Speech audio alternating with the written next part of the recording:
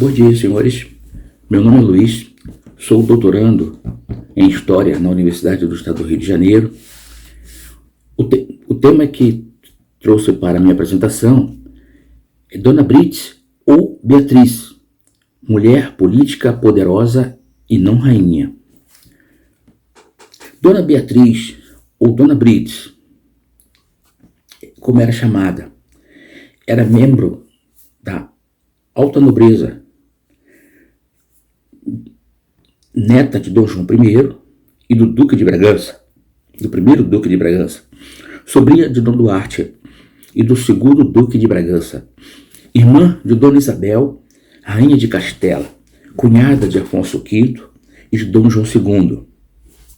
Também era tia da rainha Isabel I de Castela, a chamada Isabel a Católica,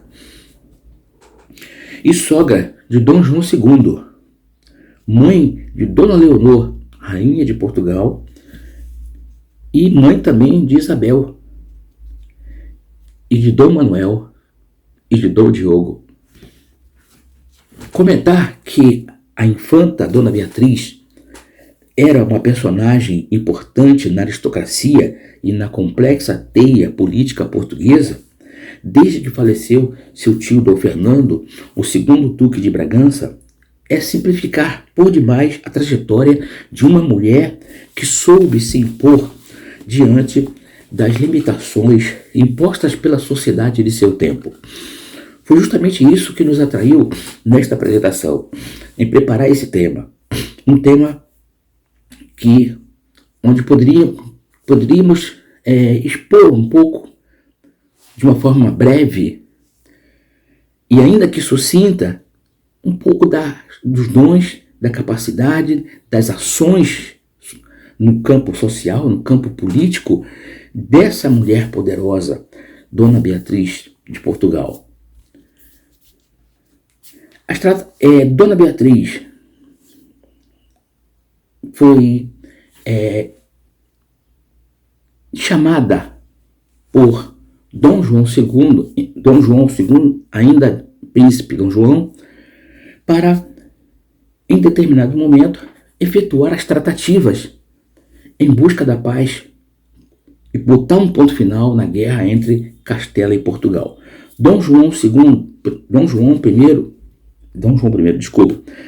O príncipe Dom João, ele nunca foi muito favorável a essa guerra, apenas concordou com ela por respeito a seu pai Dom Afonso V. Essa é uma questão que tem sido até um pouco discutível no cenário da história de Portugal. Então, o que pretendemos? Quais são nossos objetivos com esse breve artigo? Confirmar a capacidade de Dona Beatriz como administradora das casas ducais de Viseu e Bragança. Também identificar as ações da infanta que puseram termo a essa guerra, justificar o comportamento político, os esforços dela junto à rainha Dona Isabel para essas tratativas da paz. A busca por algumas questões como em que momento uma mulher, esposa e mãe, despertou para uma nova e dura realidade, tornando-se uma destacada gerente dos bens da família, revelando dons que aparentemente estavam escondidos durante o tempo em que seu marido, Dom Fernando, o infante Dom Fernando, estava vivo. Então, apresentaremos três tópicos para alimentar, para fomentar as nossas reflexões. A infanta administradora, onde vamos fazer essa abordagem de alguns pontos, pontuar um pouquinho essa administração dela. E segundo, a embaixatriz ou mediadora, as ações políticas delas, as gestões dela junto a Isabel de Castela para chegar à paz. E terceiro, as casas ducais de Bragança e Viseu na construção de um reinado venturoso. As casas ducais de Bragança e de Viseu tiveram um papel bastante singular, bastante importante nesse processo de evolução, né? Nesse processo de, vamos dizer assim, do avanço de Portugal no cenário europeu. Bom, infanta, passemos então a visualizar Dona Beatriz como uma administradora, como uma gerente dos bens de sua casa. O seu marido, primeiramente Dom Henrique, em seguida Dom Fernando. Ambos vão receber bens como doações, como premiação dos reis de Portugal, né? E todos os bens que ela vai gerenciar a partir da morte do seu marido, Dom Fernando, são heranças. Alguns deles, não todos, porque não há espaço aqui para isso, mas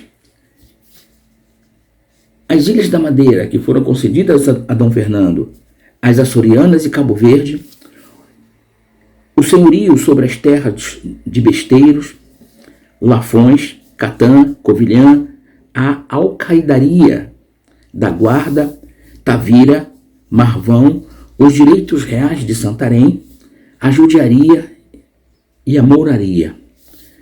Dom Afonso V, por sua vez, vai entregar ao infante Dom Fernando o monopólio das saboarias, o que facultava, o que trazia para a casa de Viseu e Beja, para a casa do Cal de Viseu e Beja, uma rentabilidade bastante grande. Bom, as ações governativas ocorreram sobre as ilhas do Atlântico, incentivando o povoamento e permitiram uma maior complexificação da estrutura administrativa e fiscal, o que lhe permitiria um maior controle da arrecadação das rendas.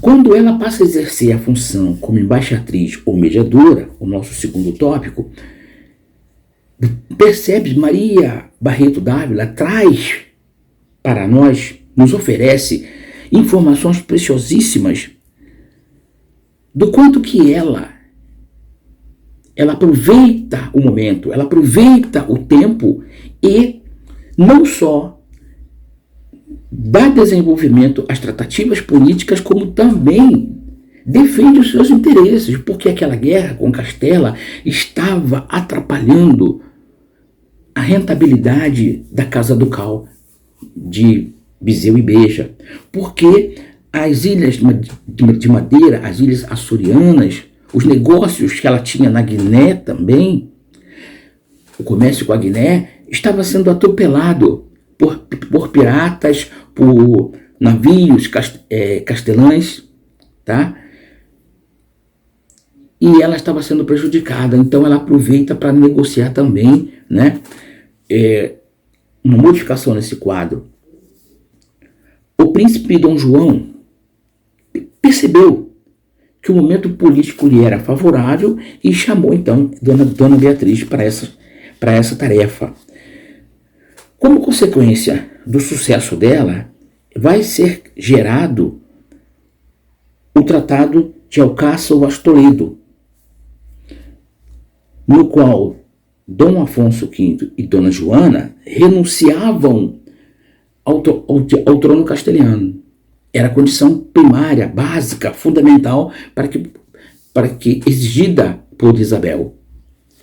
Em seguida, como consequência do acordo, do tratado feito, criou-se as terçarias de Moura, uma área próxima à fronteira entre as duas nações, entre os dois estados, e onde essa área, uma vila a ser administrada por Dona Beatriz, onde vai ficar morando, com promessas de casamento de futuro, inicialmente, o príncipe herdeiro de Portugal, Dom Afonso, que tinha na época 6 anos, e a filha mais velha de Isabel, de Castela e Fernando de Aragão, Dona Isabel, que tinha perto de uns 14 anos, creio.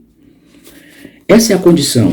Essas terçarias de Moura vão se transformar em um grande problema para Dom João II, porque ele agora, como rei, ele tem que ir de frente, é necessário, é inevitável bater de frente com o Duque Dom Fernando de Bragança e também mais tarde com o Duque Dom Diogo de Viseu, filho de Dona Beatriz, em prol de uma centralização de poder em Portugal. Dom Antônio Manuel Espanha, nos apropriamos aqui de um texto dele, que ele retrata muito bem essa circunstância quando ele diz que apresenta o peso de poderes inferiores como o poder das câmaras municipais, o poder senhorial e as jurisdições corporativas, incluindo a presença dominante de conselhos e instituições eclesiásticas, gerando a diminuição e o enfraquecimento do poder real. Nessas palavras, retratam para nós, com brevidade, um quadro que espera Dom João II. Nas casas do Cais de Bragança e Viseu, a prisão e morte de Dom Fernando e a prisão e a morte de Dom Diogo, morrendo através das mãos de Dom João II. Isso vai ocasionar uma mudança e a morte do príncipe Dom Afonso, a partir de uma queda de cavalo. Esse cenário vai trazer uma mudança na situação política do reino. Dona Beatriz vai se unir a Dona Leonor e a Dona Isabel contra Dom João II, que objetivava legitimar a sua sucessão através de seu filho bastardo, Dom Jorge. Inicialmente, Dona Leonor traz Dom Jorge, cuida da sua educação, mas quando o filho morre, ela rechaça, ela praticamente obriga Dom João II a tirá-lo da corte régia e afastá-lo. E ela também se afasta, ela vai para Alcáçovas do Sal, junto com as outras duas senhoras, Dona Beatriz e Dona Isabel, e ali as três ficam politizando em torno de bloquear essa legitimação. Bom, Dom João, seja por envenenamento, que é muito questionado e duvidoso, seja por uma enfermidade normal, ele vem a falecer em consequência dessa enfermidade. E o seu falecimento vai fazer com que as senhoras, apoiadas pelos reis católicos, elas vão conseguir legitimar a sucessão de Dom Manuel, como Dom Manuel I ao trono de Portugal, certo? Aí o tempo está escasso, mas é muito importante dizer que Dom João morreu sozinho, praticamente abandonado. Sequer Dom Manuel atende ao seu chamado, ao apelo que ele fez para que ele viesse vê-lo na vila de Alvor, onde ele havia se retirado numa preocupação, numa esperança de recuperar a saúde. Dom Manuel alega que a rainha Dona Leonor está bem e vai para Alcáçovas do Sal, onde ali ele vem receber a notícia da morte de Dom João II e é feita a leitura do seu testamento, onde diz ali que Dom João, por política, não que ele quisesse colocar Dom Manuel como sucessor, mas a saúde já minara as suas esperanças. Então, temos Dom Manuel como sucessor de Dom João II e Dona Beatriz vem a falecer em 1506, em torno de 1506, né?